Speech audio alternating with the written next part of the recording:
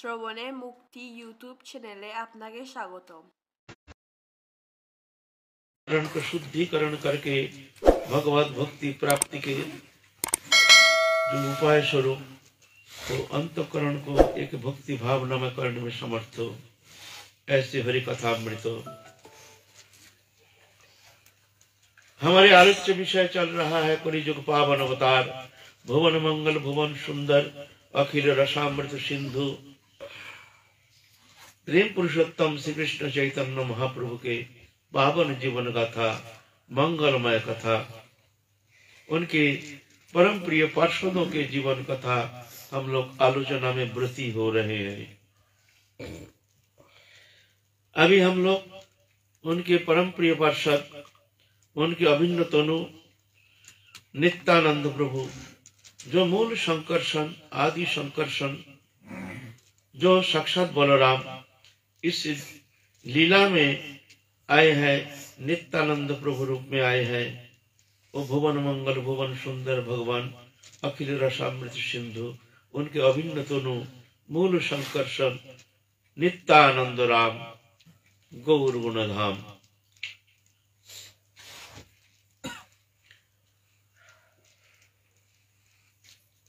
भगवान आते हैं, साथ साथ पार्षदों को भी ले आते हैं, जुग जुग में आते हैं, अलग अलग लीला प्रकटन करते हैं। उनके अनंत लीला, अनंत नाम, अनंत धाम, अनंत रूप, अनंत लीला, अनंत रस, ये कौन पार पाया। लेकिन इस कलियुग में जो भगवान आए हैं श्री कृष्ण चैतन्य महाप्रभु रूप में, ये विशेष, ये जो अवतार, ये विशेष अवतार माना जाता है। ऐसे अवतार न अतीत में कभी भगवान आए हैं न आएंगे। भगवान वही भगवान है, लेकिन प्रकाश के तारतम्य, लीला के तारतम्य, लीला के अलग अलग रूप लेकर आते हैं भगवान। वही भगवान है, वही राम लीला, वही कृष्ण लीला, वही अलग अलग रूप में आते हैं, जुग जुग में लीला प्रकटन करते हैं, अपने पार्षदों को लेकर आते हैं। लेकिन इस कलियुग में जो आए हैं, एक विशेष कलियुग है। ये कलियुग बार बार आता नहीं है। कहते हैं हमारे आचार्यों ने कहते हैं, शास्त्र कहते हैं, जो एक कल्पों में एक बार प्रभु ये लीला करते हैं। ये जो कृष्ण चैतन्य महाप्रभु इस कलियुग में, हम नहीं कह रहे हैं, ये नहीं कहना, ये बाबा कह रहे हैं, ये हमारे सब आचार्यों ने, शास्त्रों ऐसे कहते हैं। इस कलियुग में महाप्रभु जिस प्रकाश को लेके आए हैं, एक आंशिक प्रकाश, एक पूर्ण प्रकाश, एक पूर्णतम प्रकाश, तो ये जो प्रकाश, ये महाप्रकाश, भगवान के पूर्णतम प्रकाश लेके आए हैं, जो प्रकाश और कोई युग में भगवान प्रदर्शन नहीं किए हैं। एक तो लीला स्वरूप प्रच्छन्न अवतार, और एक प्रच्छन्न अवतार के भीतर ही भगवान आपने वो महाप्रकाश को प्रदर्शन किया है, दर्शाए हैं। ये नहीं जो कोई सुन करके कह रहे हैं, ऐसे नहीं। ये महाप्रकाश महाप्रदर्शन प्रदर्शन कराए हैं, है तो प्रच्छन्न अवतार। जब महाप्रभु भक्त भाव अंगीकार करके जब लीला करते हैं, तो क्या कहते हैं, देखो मैं तो साधारण एक मनुष्य हूँ, मनुष्य को भगवान कहना उचित नहीं है, हम भगवान नहीं है, हम तो एक साधारण मनुष्य है। एक बार गंभीरा गुंडीचा मार्जन लीला में, जब रथ यात्रा में महाप्रभु कृष्ण जगन्नाथ महाप्रभु जब जाते हैं गुंडीचा मंदिर में, तो गुंडीचा मंदिर जाने के प्राक मुहूर्त में गुंडीचा मार्जन लीला करते हैं भगवान। समस्त भक्तों को लेकर के, एक भक्त भाव अंगीकार करके, पूर्ण ब्रह्म सनातन भगवान भक्त के साथ एकीभूत होकर के एक भक्तोचित लीला प्रदर्शन कर रहे हैं। वह मंदिर सन्मार्जन कर रहे हैं भगवान स्वयं। भगवान स्वयं अपने मंदिर स्वयं अपने हाथ से सन्मार्जन कर रहे हैं, भक्त भाव अंगीकार करके। कभी तो भक्त भाव अंगीकार करके भक्त लीला प्रकटन कर रहे हैं, कभी तो भगवान पूर्ण प्रकाश करके सबको आपने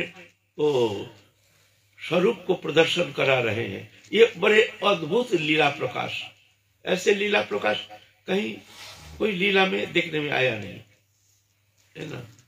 कोई लीला में, एक कृष्ण चैतन्य महाप्रभु की लीला में दो प्रकाश, एक भक्त प्रकाश और एक है महाप्रकाश। महाप्रकाश लीला में भगवान सब बुला बुला के दिखा रहे हैं, देखो मैं कौन हूं। संकोच नहीं करना। जब श्रीवास पंडित अपने मंदिर में उपासना कर रहे हैं तो महाप्रभु जाकर के दरवाजा में चरणाघात कर रहे हैं, ए श्रीवास, बड़े गंभीर शब्दों। श्रीवास पंडित पूजा घर में पूजा में तत्पर है।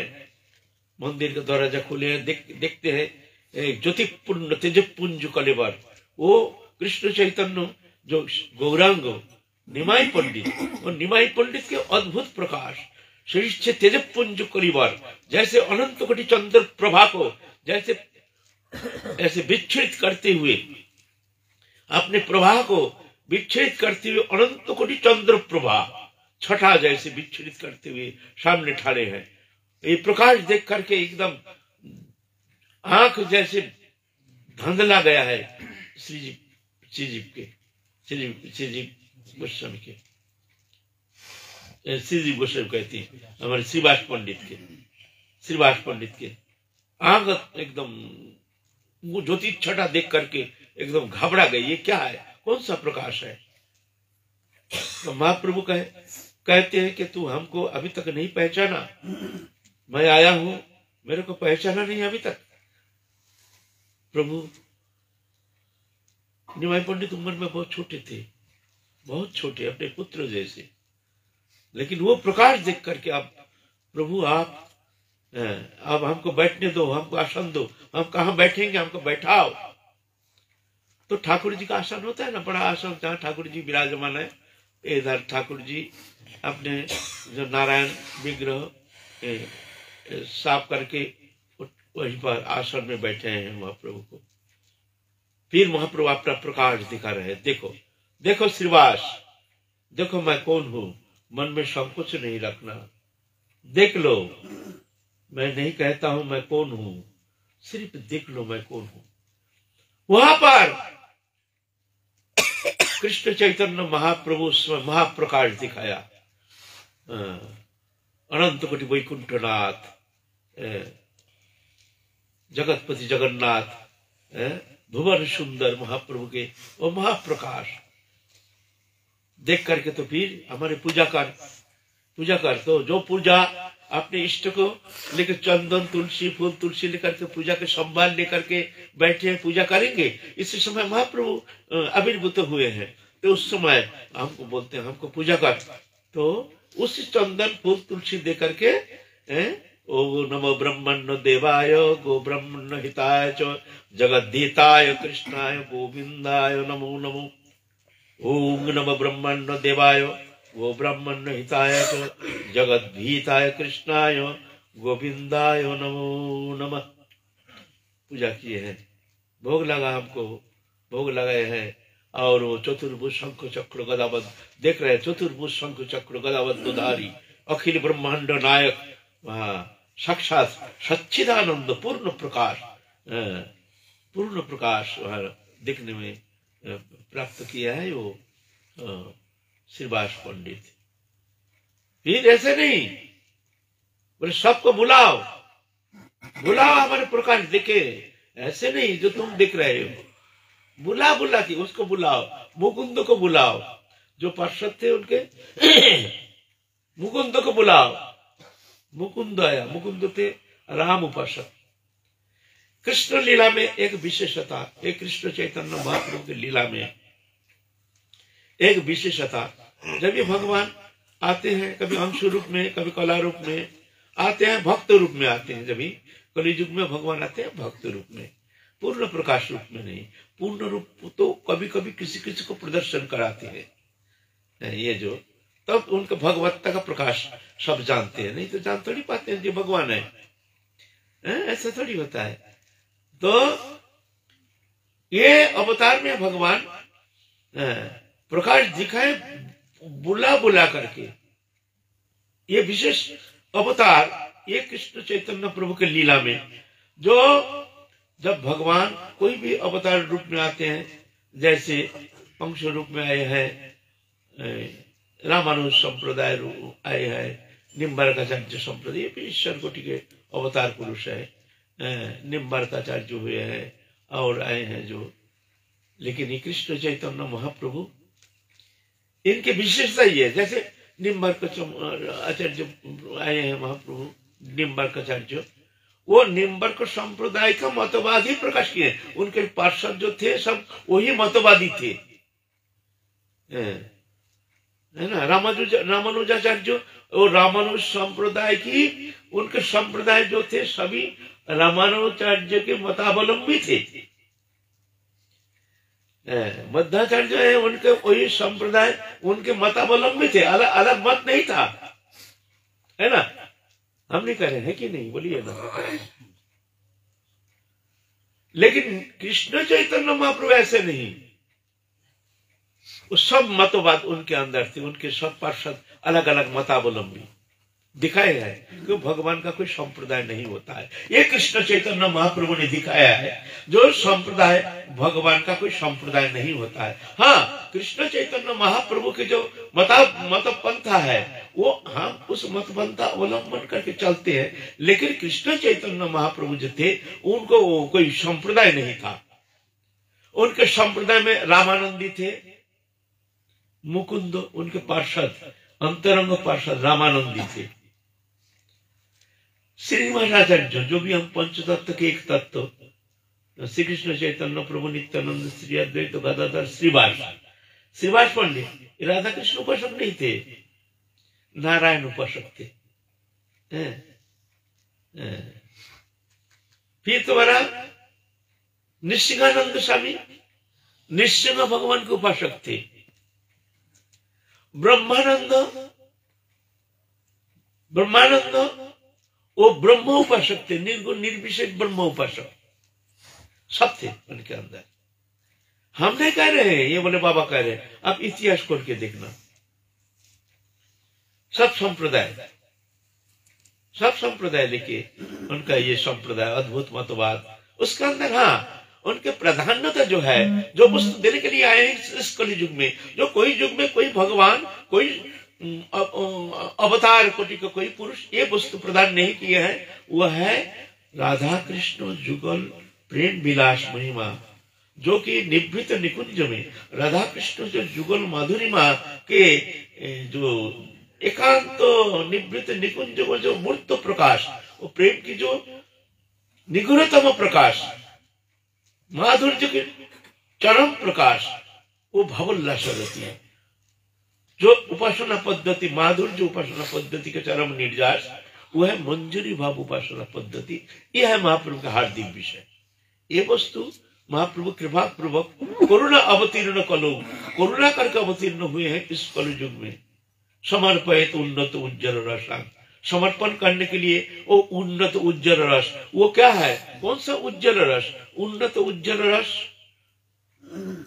यह है ये माधुर्य उपासना के सार भावोल्लास रति, मंजरी भाव उपासना पद्धति, ये महाप्रभु का अवतार। लेकिन महाप्रभु जो है संप्रदाय विशेष के नहीं, समस्त संप्रदाय उनके पार्षद में थे। महाप्रकाश में बुलाओ मुकुंद को बुलाओ, मुकुंद वैद्य था, वो तो महाप्रभु से उम्र से भी बड़े थे, पार्षद थे, जानते नहीं थे जहाँ महाप्रभु के हम पार्षद हैं, साक्षात हनुमान के अवतार। मुरारी गुप्त थे, साक्षात हनुमान के अवतार। बुलाओ मुरारी को, मुरारी को बुलाया, देख मुरारी मैं कौन हूं। वही निमाई पंडित जिससे जो तर्क वितर्क करते थे, शास्त्र लेकर के तर्क वितर्क करते थे, बड़े हंसते थे, बड़े मजाक करते थे, बड़े आनंद लीला करते थे, छाती में लगाते थे बड़े, वही निमाई पंडित देखते, वो निमाई पंडित नहीं हुआ, देखते हैं साक्षात राम दरबार, साक्षात नित्य जो वैकुंठ लोक में जो राम जी के जो नित्य दरबार है, जो अयोध्या है, नित्य अयोध्या, यहाँ जैसे वृंदावन है हमारे भौम वृंदावन, ऐसे भौम अयोध्या धाम है। वहाँ नित्य लोक में भी नित्य एक अयोध्या धाम है। वहाँ जैसे वृंदावन धाम है ऐसे अयोध्या धाम है नित्य और सच्चिदानंद, वहाँ व्यापक विभू अनंत, ऐसे भगवान अनंत लीलामय है ना। तो वही दिव्य दिव्य नित्य अयोध्या धाम के नित्य प्रकाश दिख रहे हैं।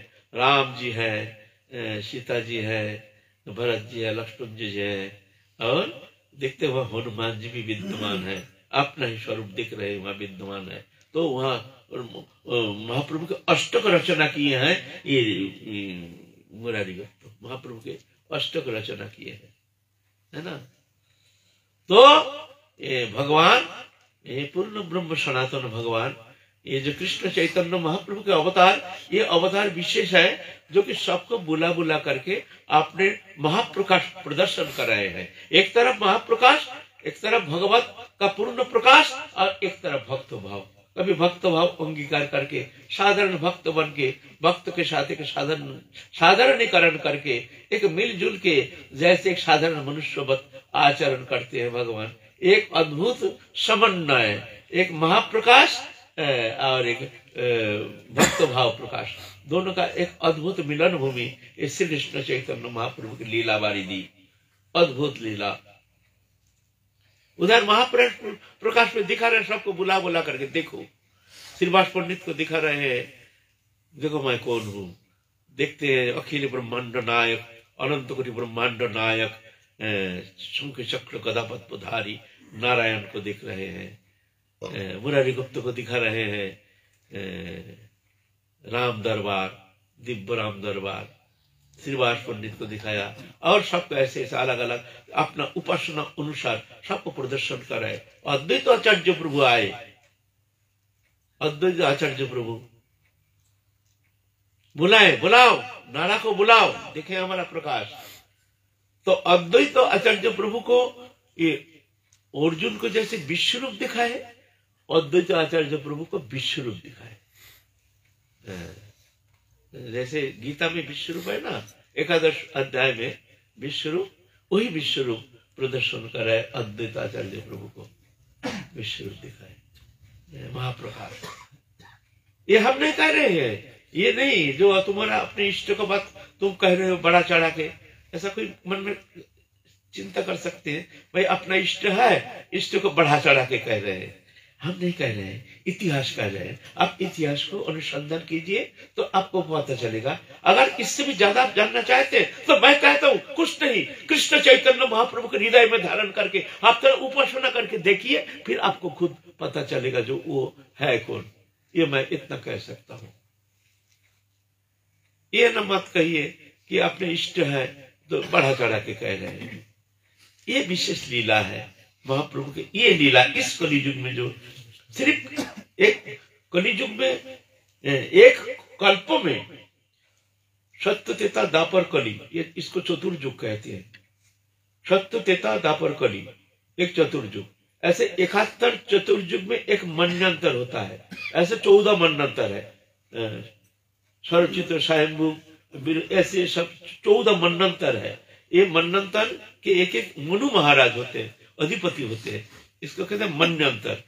71 चतुर्युग में एक मन्वंतर, ऐसा 14 मन्वंतर में परिवर्तन होने से एक कल्प होता है। ऐसे एक कल्प में भगवान एक बार ही इस कलियुग जैसे आए हैं अवतीर्ण हो, ऐसे एक बार आते हैं कलियुग में। ये विशेष प्रकाश, ये प्रकाश विशेष है जहां भगवान उनके अंतरंग सबसे हृदय का अंतर निगुरो जो लीला, जो रस उपासना पद्धति के निर्यात, वो मंजरी स्वरूप उपासना एक कृपा करके प्रदान करते हैं। एक उपासना पद्धति कृपा को करुणावतीर्ण कलो समर्पयत उन्नत उज्जवल रतां सबक्ति श्रियम हरिपुराट सुंदर द्युति कदम्ब संदीपित सदा हृदय कंदर स्फुरतुम शचिनंदन।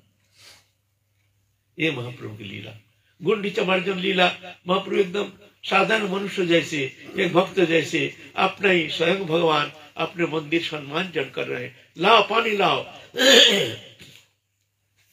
धो रहे हैं, मंदिर को शोधन कर रहे हैं, झाड़ू लगा रहे हैं, धूल धूषणित हो रहे हैं महाप्रभु। हैं? भगवान भक्तों के साथ झाड़ू लगाओ। अच्छा भाई झाड़ू लगाओ, जिसका कंकड़ मंकड़ ज्यादा होगा तो उसको प्राइज दिया जाएगा, फर्स्ट प्राइज। देखो कौन ज्यादा कंकड़ इकट्ठा करते हैं, झाड़ू लगाओ। सब झाड़ू लगा करके, बहुत पुराना है ना, माने वो तो जिस समय जगन्नाथ जी जाते हैं गुंडीचा, फिर 7 दिन के बाद लौट के आते हैं, फिर तो गुंडीचा मंदिर खाली रहती है। फिर 1 साल बाद फिर से तो जगन्नाथ जाएंगे, उस वक्त जो मैला वैला होता है वो 1 दिन में साफ करना है। महाप्रभु कहते हैं जो ज्यादा साफ करेगा, जिसका कंकड़ ज्यादा होगा, उसको फर्स्ट प्राइज दिया जाएगा। उसको ज्यादा पीठा पाना मिठाई उसको अच्छी तरह से उसको परिवेशन किया जाएगा, फर्स्ट नंबर। आप झाड़ू लगाना शुरू हो गया, सब झाड़ू लगाना है, कौन किसी इकट्ठा करेंगे, कोई बदमाशी करके उसका इकट्ठा किया है, तो चला उससे खत्म करके अपने अंदर लेकर के थाप रहा है। देखिए देखिए प्रभु, ये देखिए हमारा कंकड़ लेकर के अपना उस पर थोप रहा है। ये भी ऐसे भी कर रहे हैं मजाक, झाड़ू लगा रहे, झाड़ू लगा रहे, वो तो अपना अपना धूल इकट्ठा कर रहे, उनसे थोड़ा धूल लगा अपनी। ऐसे बदमाश भी है, ऐसे ऐसे मजाक कर रहे हैं। तो महाप्रभु तो देख रहे हैं, हंस रहे हैं। तो जब हुआ तो देखते महाप्रभु का कंकड़ ज्यादा हो गया। महाप्रभु सबसे ज्यादा ऐसे ऐसे एक जन क्या किया, अब धोना पड़ेगा। सब मिट्टी का घड़ा लेकर के, सब चपटा लेकर के, मिट्टी का चपटा लेकर के पानी ला रहे हैं, पानी डाल रहे हैं, मंदिर धो रहे हैं, ऊपर फेंक फेंक के पानी धो रहे हैं, साफ सुथरा। कितना कैसे साफ कर रहे हैं, जैसे मन को जैसे सुंदर किया जाता है, ऐसे मन का जैसे सुंदर साफ करके एकदम सुंदर बना रहे हैं, मंदिर को शोधन कर रहे हैं। एक भक्त आकर के क्या किए हैं, देखते हैं भाई महाप्रभु के चरणों तक तो हमको मिलता नहीं है, तो मिलना संभव भी नहीं है। वो बेचारा वो बंगाल से आया है, तो फट करके एक घड़ा पानी डाल दिया महाप्रभु के चरण में, डाल दिया, और वहां से बह के जो पानी आ गया उसमें लेके पीना शुरू कर दिया। आप महाप्रभु बड़ा गुस्सा क्रोधित हो गया। ए स्वरूप स्वरूप दामोदर है महाप्रभु के दाहिना हाथ।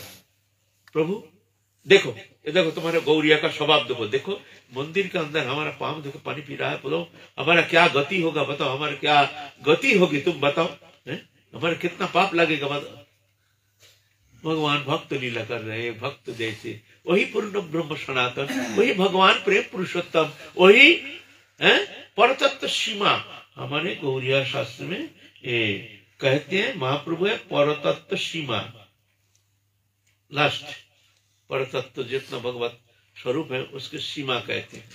मैं नहीं कह रहा हूं, जो अपने इष्ट आप बड़ा चढ़ा के कह रहे, ये ऐसे कहते हैं, इतिहास कहते हैं, है ना। यहाँ भक्त लीला कर रहे हैं, ऐसी लीला जो मेरा गति क्या होगी, बताओ मेरा पाप लगेगा, ये भगवान है। और वही भगवान बुला बुला के वहाँ तुम्हारा सर्वभौम भरचास को वहाँ सर्वभुज दिखाए। तर्क वितर्क होने का बाद जब दिखाए अपना स्वरूप सर्वभुज, 2 हाथ धनुषबाण, 2 हाथ में वंशीधारी भगवान कृष्ण रूप, 2 हाथ राम रूप, 2 हाथ कृष्ण रूप, और 2 हाथ दंड कमंडल, सर्वभुज मूर्ति दर्शन कराए, प्रदर्शन कराए। देखो देखो मैं कौन हूं, मुंह में कहे नहीं। एक कृष्ण चैतन्य महाप्रभु मुख में कभी कहे नहीं देखो मैं भगवान हूं, और इधर कहते देखो मैं कौन हूं।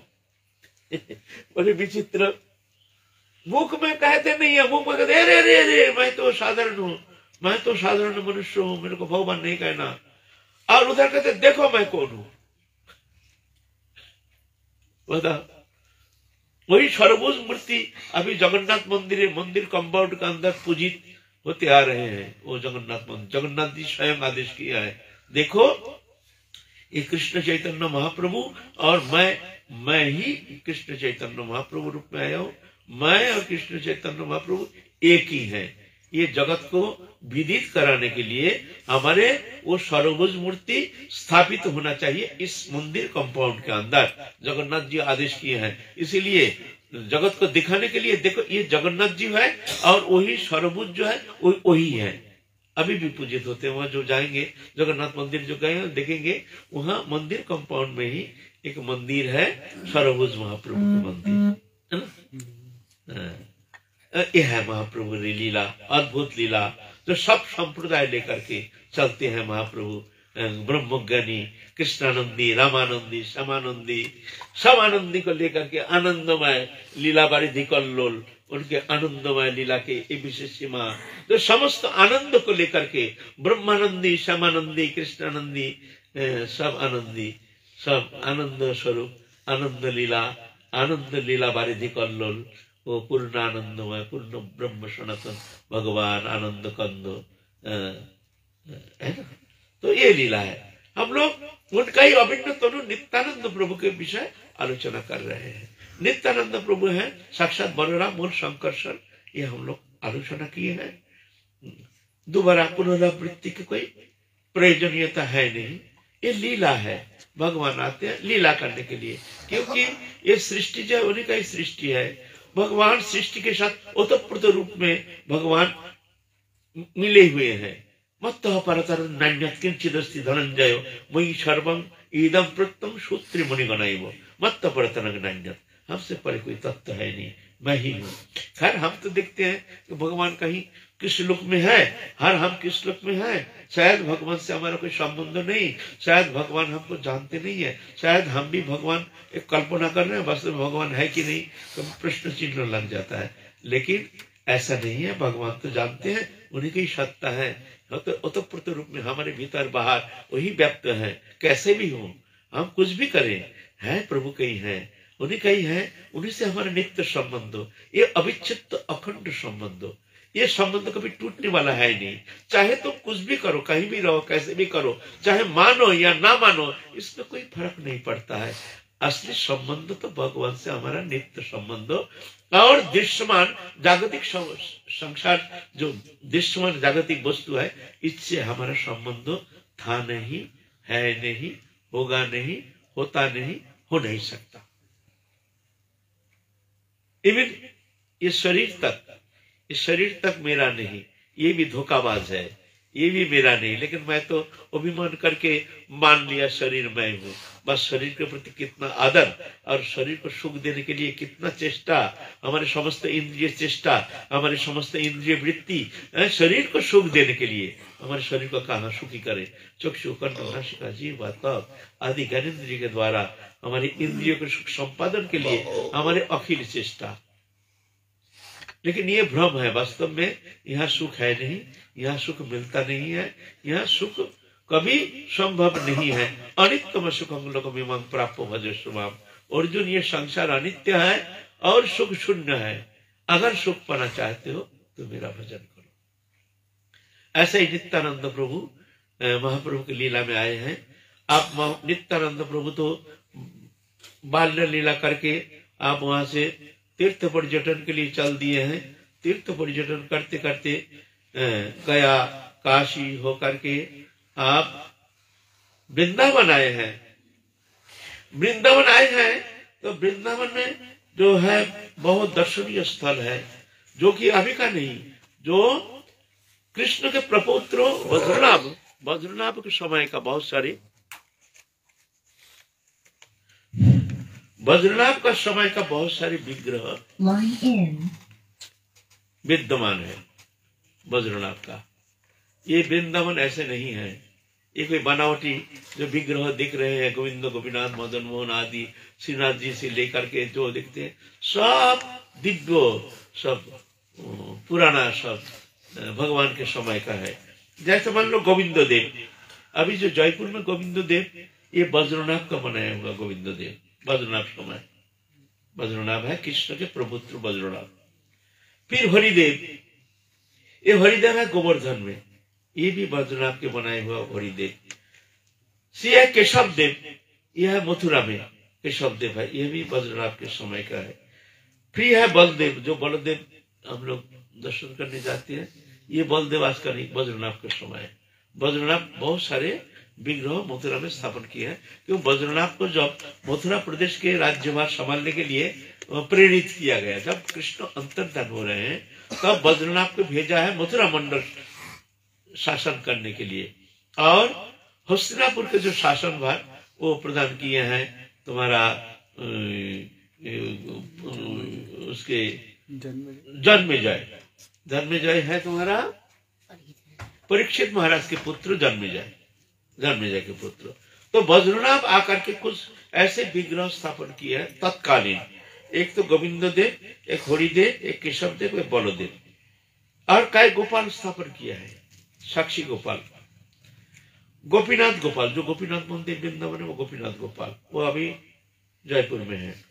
फिर मदन गोपाल जो अद्वैत आचार्य प्रभु ने प्राप्त किए हैं, ये भी वज्रनाभ का। फिर है श्रीनाथ जी। अभी तो वो तो पहले तो गिरिराज वहां मिट्टी के नीचे जब औरंगजेब जब आक्रमण किए हैं, उसके बाद वो मिट्टी में दबा गया था उसको। तो गोपाल जी ने माधवेंद्रपुरी को सप्तादेश किया, माधव मेरे को उद्धार करके यहाँ से उद्धार कर, मैं यहाँ दबा हुआ गिरिराज तराटी में।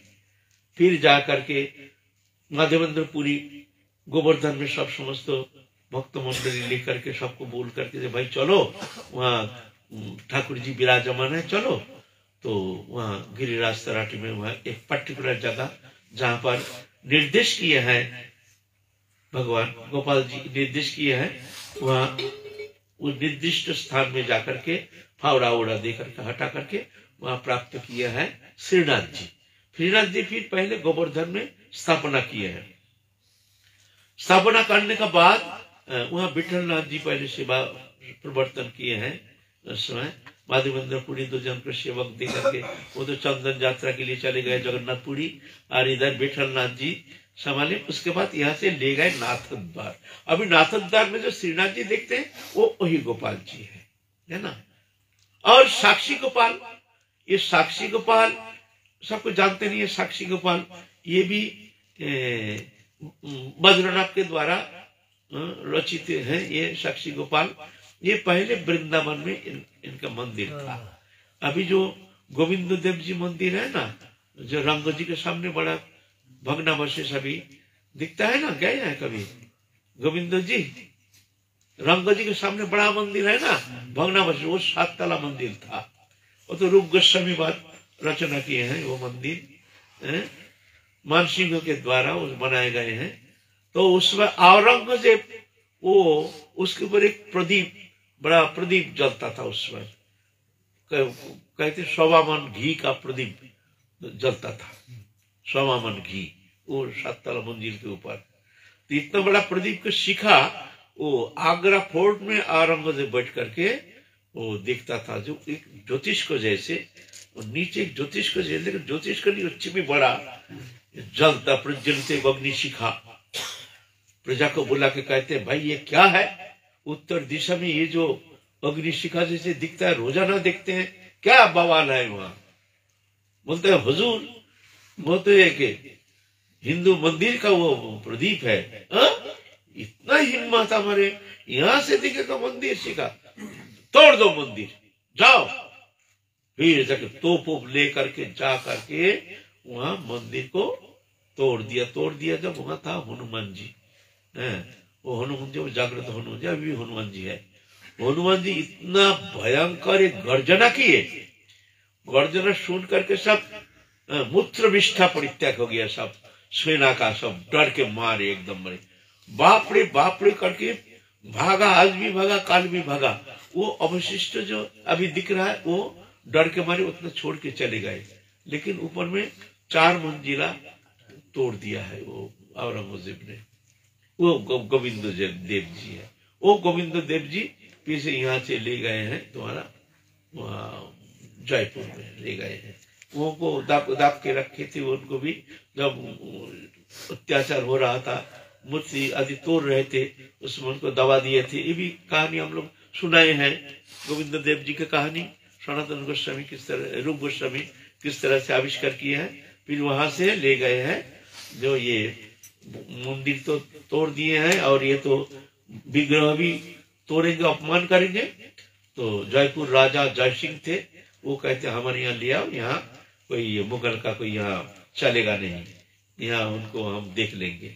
चारों ओर पहाड़ी में घेरा ना, वो जयपुर जो है ना चारों ओर पहाड़ी, बीच में जयपुर है। जय सिंह राजा जय सिंह थे, उनके नाम से जयपुर हुआ है। तो वो लेकर बोले यहाँ कोई भाई नहीं है, आप गोविंद जी हमारे यहाँ ले आओ। तो ये गोविंद जी अभी वहां विराजमान है। इधर साक्षी गोपाल की कहानी है, बड़ी सुंदर कहानी है। एक बार क्या, उड़ीसा में दो ब्राह्मण, एक बड़े ब्राह्मण, वो पैसा वाला धनवान एक ब्राह्मण है, उनके बड़े अच्छा खानदान के ब्राह्मण का अंदर भी कुलीन है और कुलीन नहीं है, माने उनको उतना मर्यादा नहीं। एक कुलीन ब्राह्मण है, उनको मर्यादा ज्यादा, और कौलीन है नहीं, ऐसे भी ब्राह्मण है, उनका मर्यादा कम है।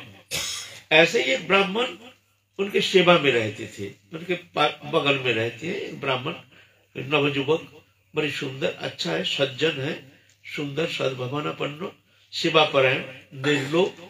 तो बड़े ब्राह्मण एक दिन सोचे हैं कि हम तीर्थ करने जाएंगे। तो तीर्थ करने जाएंगे, साथ कौन जाएगा?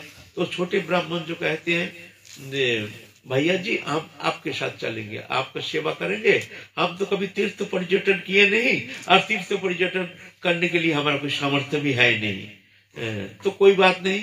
तो बड़े ब्राह्मण कहते हैं हम तुमको खर्चा दे के ले जाएंगे, तुम हमारे साथ चलो। तो बहुत सेवा किए वो ब्राह्मण, छोटे ब्राह्मण जो है बड़ी सेवा किए, और बड़े ब्राह्मण जो पैसा धनवान कौलीन, उनका बहुत धन जन वित्त वैभव, बहुत मर्यादा संपन्न होकर के हैं। तो ऐसा तीर्थ पर्यटन करते करते आए वृंदावन में आकर के वो गोपाल जी अभी है गोविंद देव जी के सामने, वो भग्नावशेष अभी भी है, अभी वो ईटा है, छोटा छोटी ईटा, देखना वो था गोपाल जी का ओरिजिनल मंदिर। अभी जो साक्षी गोपाल जो उड़ीसा में जो तुम्हारा भुवनेश्वर के पास साक्षी गोपाल है ना, वहां भी विराजमान है, वो वही विराजमान थे। वहां आकर के खूब सेवा किए, सेवा से वो ब्राह्मण बहुत प्रसन्न हो गए। पहले ऐसा था जो कन्यादान करना ये एक पुण्य माना जाता था, एक अच्छा पात्रस्थ करना पिता के लिए एक पुण्य माना जाता था। कन्यादान, धनदान, अर्थदान, जमीदान, भूमिदान, ये सब दान है। ऐसे कन्यादान भी एक दान है, इसमें पुण्य होता है, ऐसे मान्यता थी पहले। तो ब्राह्मण गोपाल जी के मंदिर में खूब सेवा करके आके विश्राम कर रहे हैं। तो बड़ा ब्राह्मण जो प्रवीण ब्राह्मण, वो छोटे ब्राह्मण जो सेवक है, उनको कह रहे हैं देखो हम तुम्हारे सेवा में बहुत प्रसन्न हुए हैं, तुमने इतना सेवा किए हमारे, तो हम बहुत प्रसन्न हैं। बोलो तुम क्या चाहते हो बताओ। वृद्ध ब्राह्मण बहुत प्रसन्न हो गए, धन जन बहुत है, पैसा कौड़ी बहुत है, सोचे हैं बहुत धन है, हम कुछ धन देंगे इसको प्रसन्न करेंगे, अरे ये तो उतना धनाढ़ है नहीं।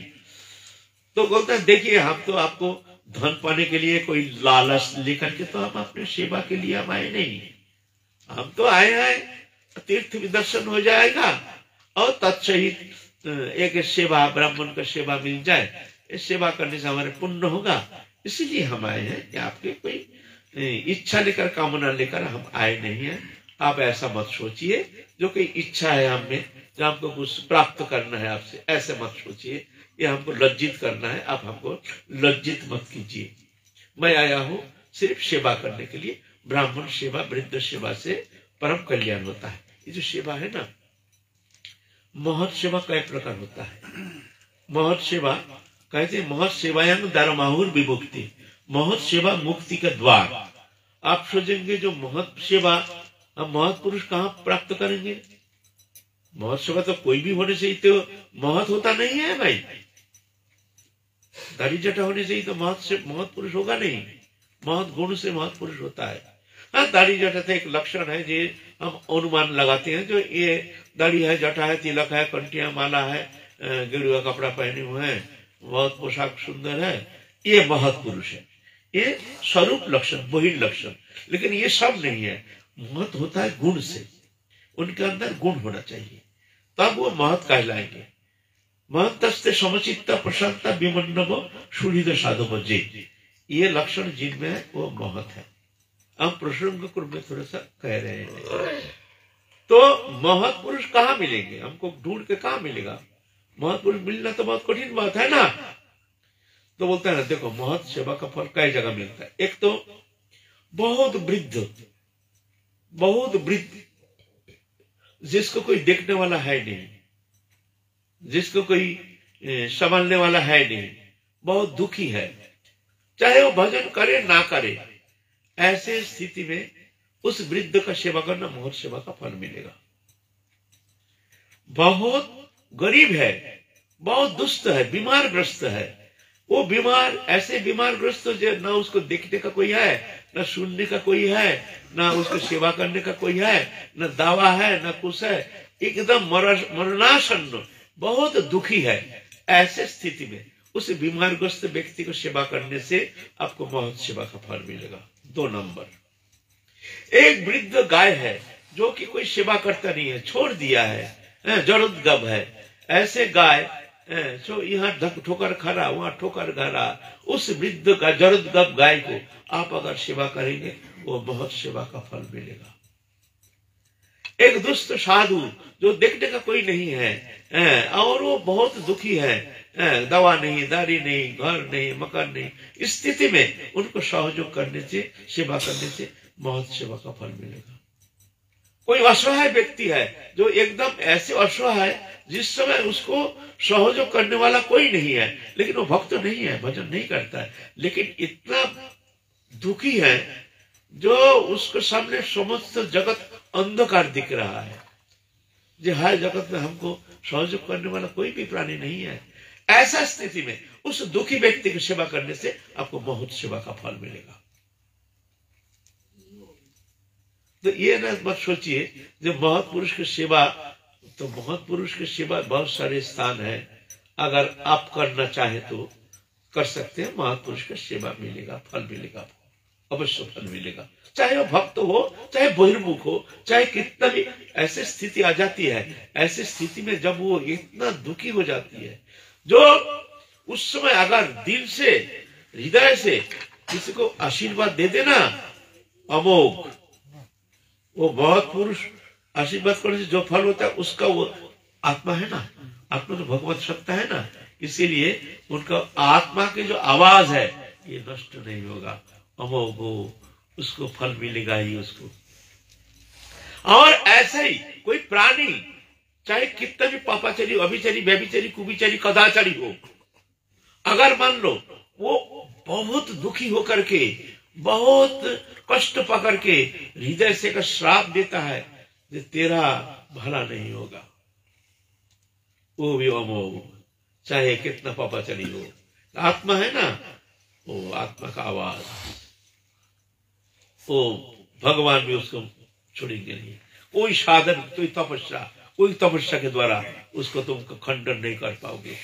ऐसा आत्मा है ना, सब जीव भी भगवान है, आत्मा, इसलिए आत्मा से कभी आशीर्वाद देते वो अमोघ है, आत्मा से कभी अभिशाप देते वो भी अमोघ है। तो यह है महत सेवा।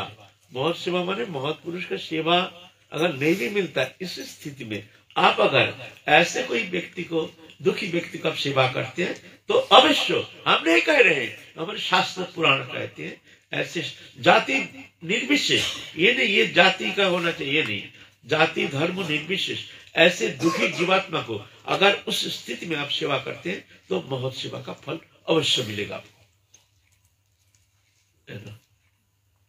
तो ऐसे महत पुरुष की सेवा, वो सेवा कर रहे हैं, तो ब्राह्मण कहते हैं ठीक है, हम बहुत प्रसन्न हैं तुम्हारे ऊपर, हम तो कुछ देना चाहते हैं, हम तो कुछ देंगे तुमको, क्योंकि तुमने हमारे बहुत सेवा किया, हमको तीर्थ दर्शन कराया, हमको कोई कष्ट होने नहीं दिया, इसीलिए हम तो तुमको कोई सेवा तो करेंगे ही।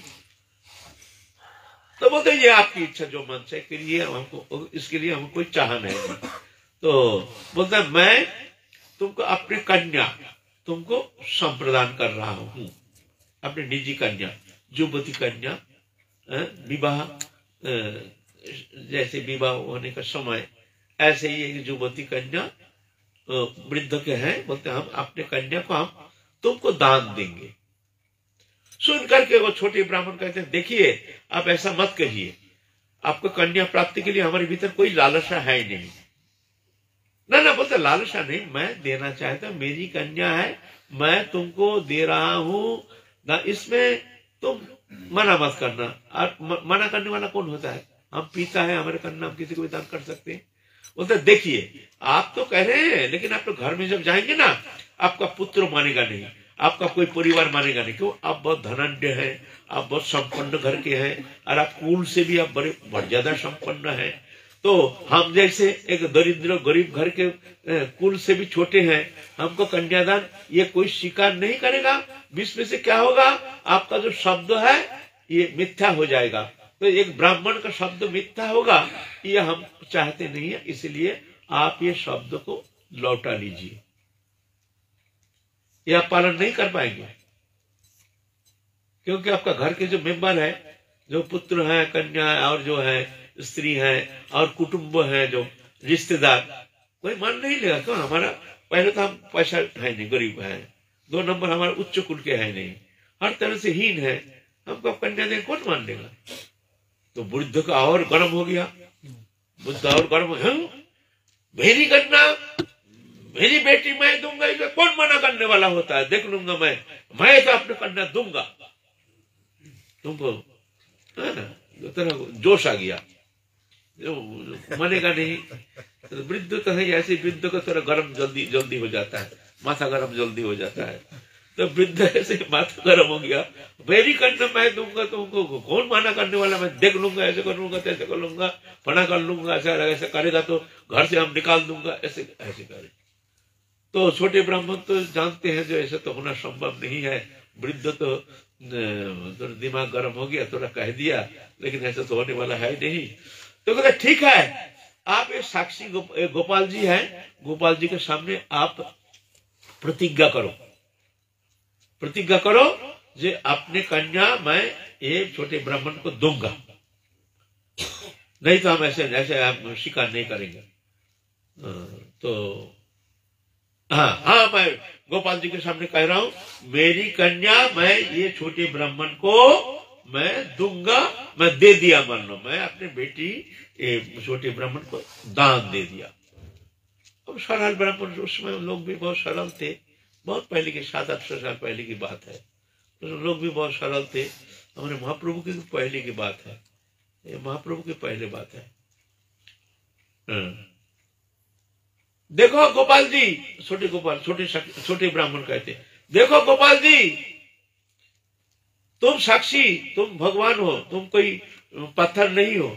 मैं तुमको कह रहा हूं, अगर ये कन्यादान नहीं दिया हम तुमको साक्षी बुलाएंगे। मैं कह रहा हूं, गोपाल जी तो कान फोड़ के सुन लो, उसमें ना नहीं करना। मैं कह रहा हूं, सहज है ना, भगवान है ना, सरल जो है ना, सरलता का नंबर ज्यादा है, भजन से भी ना सरलता का नंबर ज्यादा है।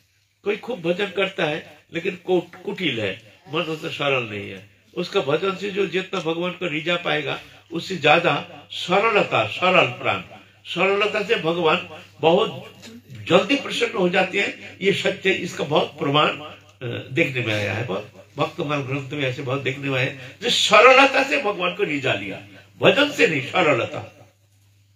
जैसे भोंदू है, क्या भजन किया, और एक ब्राह्मण है, एक भी साधु है, वो अपने एक बालक को ले आए थे बंगाल से। बालक बहुत अच्छा है, सुंदर, भगवान में समान भाव। वही कथा कहते थे बाबा, जाकर गौरिया बाबा बंगाल में गए शिष्य घर में, तो कथा कहते वहाँ गोवर्धन में थे, गोचरण आते हैं, कृष्ण आते हैं, इतना सुंदर सुंदर लीला सब वर्णन करते हैं। तो बच्चा समझते सही से ही भगवान आते हैं। बच्चा ने कह दिया, बाबा आप हमको ले जाएंगे? हाँ ले जाएंगे, चलो हमारे साथ चल। तो आते समय बच्चा रोना शुरू कर दिया, मैं जाऊंगा, मैं जाऊंगा, मैं जाऊंगा, मैं जाऊंगा। तो उसके पिता कह दिया ठीक है, ये जब ज्यादा रो रहा आप ले जाइए, तो महीना 1.5 महीना बाद पीछे पैसा वाला था, इसे लेके ले आइए, 2-4 दिन घूम के आ जाएगा। उसका टेंडेंसी एक ही है बच्चा का, कि हम कहते हैं भगवान गोचरण करने आते हैं, भगवान दर्शन मिल जाएंगे, बस ये भावना। बच्चा को ले आया, ले आके उसको मन में एक ही बात है, गुरु जी वो ठाकुर जी कहाँ आते हैं? गिरिराज तराटी में। क्या ठाकुर जी आते हैं, हमको मिलेंगे? हाँ हाँ मिलेंगे, भक्ति से पुकारने से सभी को मिल जाए। ऐसे उनको समझाने के लिए बच्चा है, समझाने के लिए ऐसा कहते हैं। भक्ति से उनको जो पुकारते हैं वही मिल जाते हैं। ये कोई बड़ी बात नहीं है। अभी भी आते हैं, बोले हाँ अभी भी आते हैं, देखते हैं कोई हाँ जिसका भक्ति भाव है वो देखते हैं, वो सोचा है तो आपको दर्शन देंगे। गिरिराज तराटी में जाकर के ढूंढते हैं गर्मी में, हे कृष्ण, हे गोपाल, हे गोपाल तुम कहाँ हो, हे गोपाल, गोपाल, गोपाल मैं आया हूँ, आपको दर्शन नहीं दोगे गोपाल, गोपाल मैं आया हूँ, गोपाल, गोपाल तुम कहाँ हो गोपाल।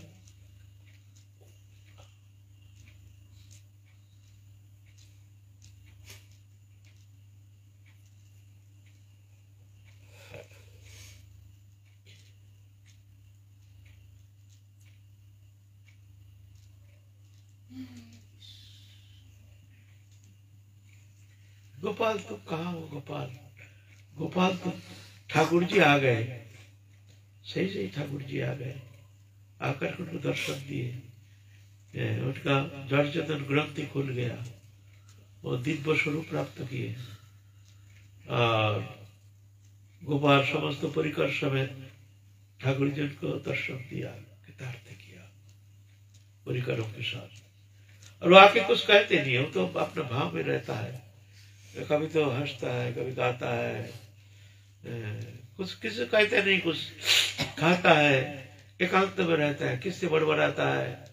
गुरु जी देखते हैं बच्चा तो अद्भुत, क्या हो गया इसका, ये सत्य घटना है, क्या हो गया इसका, आश्चर्य रहो, कुछ बोलता नहीं, कुछ नहीं, अकेला रहता है, कभी तो हंसता है, कभी तो गाता है, कभी तो किससे बात करता है, बुड़ करके बात। एक दिन लड़े थोड़ा क्या हो गया पता ना, नहीं पता ना, और सुबह उठ के चला जाता है गिरिराज तराटी, श्रद्धा को आता है, और ऐसे पागल पर जैसे उन्मादित अवस्था। सही बात है, सही बात है। तो बोलते हैं, तुम बोले, आप बोले ना गुरु जी कन्हैया आते हैं खेलने के लिए, हम तो गए, गुरु जी आप धन्य है, आप धन्य, आपने हमको कृपा कर दिया, आप ठाकुर जी हमको इस तरह से, बच्चा है कह दिया। ठाकुर और गुरुदेव को विश्वास नहीं होता, ऐसा होता है थोड़ी, आपने तो ऐसे ही कह दिया, बालक है समझाने के लिए कह दिया, हाँ जिसका भक्ति है वो तो देखते हैं, अभी भगवान आते हैं तो जरूर, जिसका भक्ति है वो अभी भी देखते हैं। लेकिन ये बात थोड़ी है कि जो जाए वही देख लेंगे, तो ये तो ऐसे ही। तो कहने की बात है, सरलता से भगवान को प्राप्ति किया है, ऐसे बहुत उदाहरण है। सरलता से भजन करके प्राप्त किया है, ऐसे कठिन है, बहुत समय लग जाता है। गोवर्धन डाकू, ये भी एक कहानी है, ये भी सत्य है। श्री सरल विषय से एक डाकायत गोवर्धन डाकू, उनका भी अच्छा कहानी है पुराण भक्तमान में। एक डाकायत बनवास, सरलता से भगवान को प्राप्ति कर लिया बिना साधना। तो इस तरह से देखो गोपाल जी, मैं ये तुम साक्षी हो, अगर ये ब्राह्मण हमको कन्यादान नहीं करते हैं तो हम तुमको साक्षी बुलाएंगे और तुमको साक्षी देना पड़ेगा, मैं कह रहा हूं, सुन लो, कान खोल के सुन लो। सीधा साधा चले आए हैं, तीर्थ करके चले आए उड़ीसा में, आ करके बहुत दिन हो गया। आप ब्राह्मण कहते हैं अपने परिजन को बुला करके, ये देखो हमने ऐसा कन्यादान कर दिया एक छोटे ब्राह्मण को, तो इसका शादी का तुम लोग आयोजन करो, आप समय देख के देरी मत करो। सुन करके बेटा बेटी जो भी है 7-8 पुत्र था, वो लोग तो अरे एकदम वहां तो बवंडर मचा दिया, एकदम बवंडर, ऐसा करेंगे तैसा करेंगे, ये करेंगे वो करेंगे। ये साला ब्राह्मण, वो छोटा ब्राह्मण हमारे पिताजी को साला ऐसे बुद्धि खराब करके ऐसे इस तरह से बुद्धि खराब कर दिया, मार देंगे साला वो ब्राह्मण को, हाथ पांव तोड़ देंगे, कभी हमारा घर में आया तो कभी तो कमर तोड़ देंगे डंडा मार के। और पत्नी कहती है मैं तो अभी जहर खा लूंगी, मैं अभी जहर खा लूंगी, ऐसा ऐसा जो जाति से भी हीन है, पैसा नहीं कौड़ी नहीं, ऐसे गरीब घर में हमारी बेटी को मैं तो हाय हाय हाय वहां कहाँ हम तो बड़ी का बड़ी जीव बड़ा बड़ा हवा हमारे कन्या नहीं দিব सत्य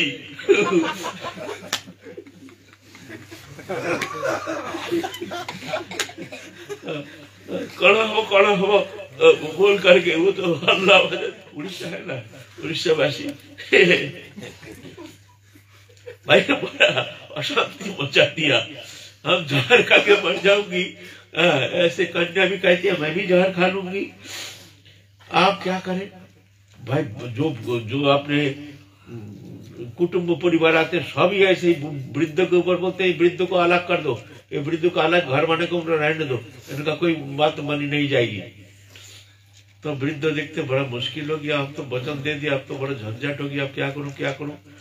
तो कहते हैं देखो तो उपाय तो बताओ, तो कुछ तो करो, हमने वचन दे दिया। बोले तुमने बोल देना जो हमने क्या बोला हमारा याद नहीं, उस समय हमने क्या बोला इतना कह देना, बाकी हम संभाल लेंगे। अब देखते हैं सभी मरने के लिए तैयार, जहर खा के कोड़ा हो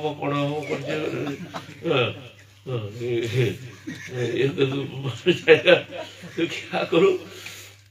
तो बोलते ठीक है ऐसे ही करो। तो एक दिन वो ब्राह्मण, वही छोटे ब्राह्मण आया कि आप तो कह रहे थे अपना कन्यादान दोगे, आप तो देखते हैं तुम कुछ बोलते नहीं हो, ये तो ठीक नहीं है, ये तो आपने वचन दिया ब्राह्मण का वचन।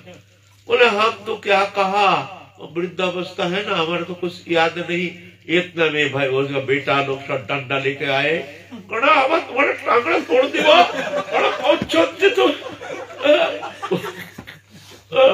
बोल करके डंडा ले करके आए, और छोटे ब्राह्मण तो बड़ी गला बड़ी गला बोल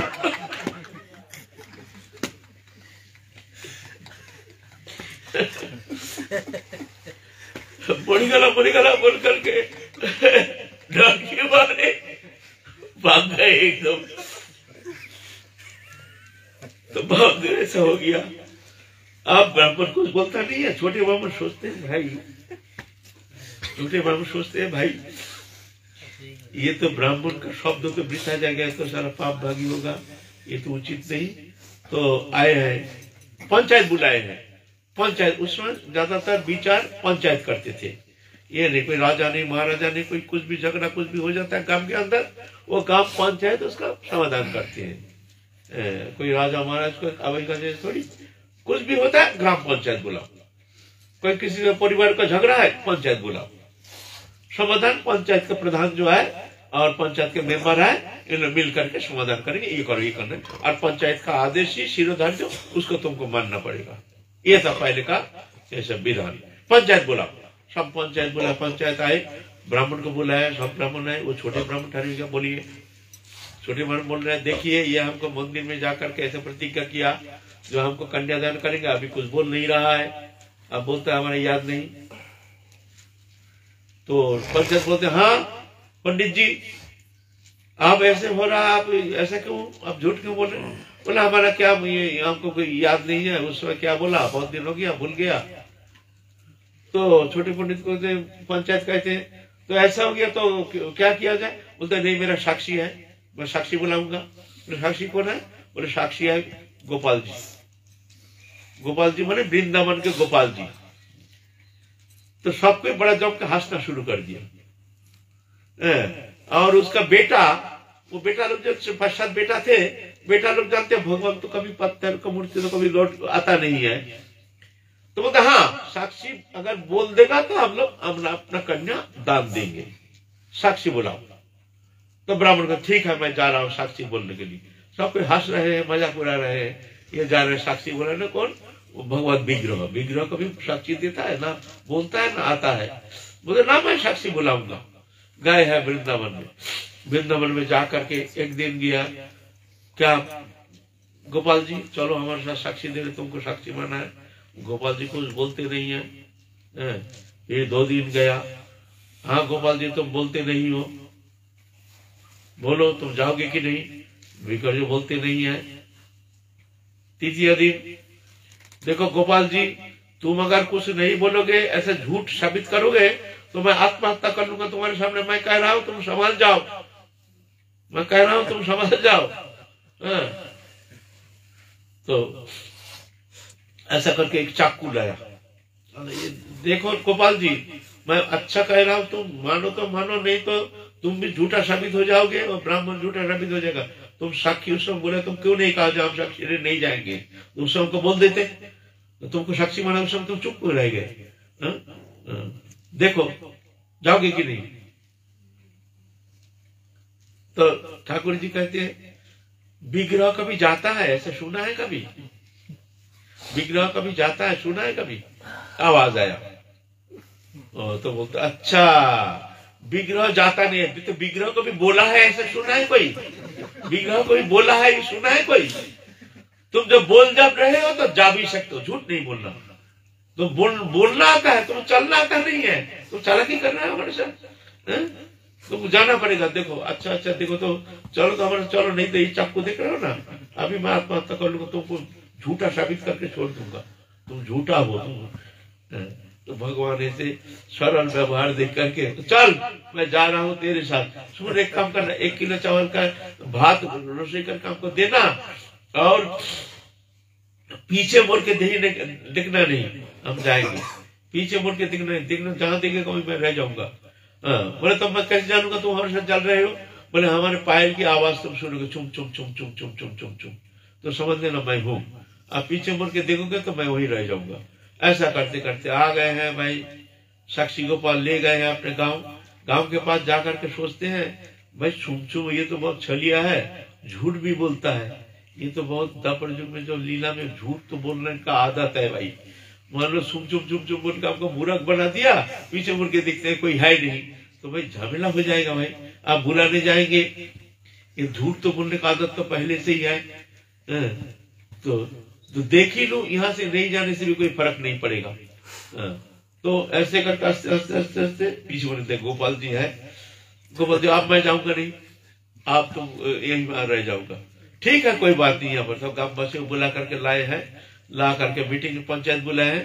पंचायत में ठाकुर जी आवाज सुनने में आया। ठाकुर जी बोले हाँ बड़े ब्राह्मण छोटे ब्राह्मण को कन्यादान दिया, बड़े ब्राह्मण छोटे ब्राह्मण को कन्यादान दिया।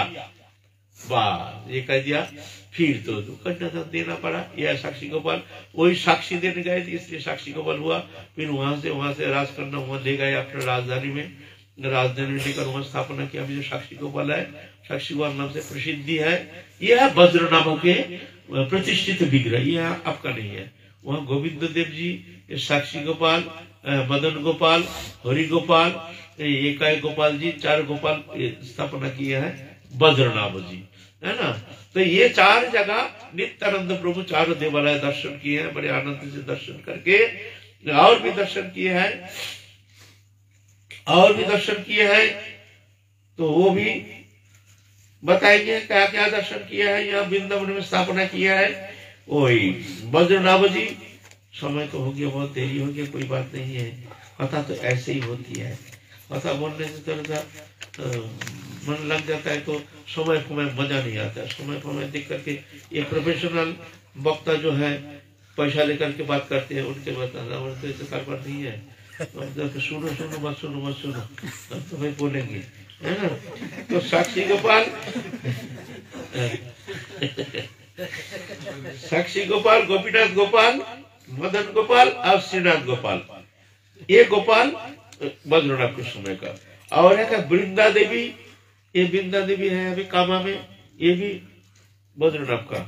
संकेत देवी और बहुत तो जानते नहीं है, संकेत वट में है संकेत देवी।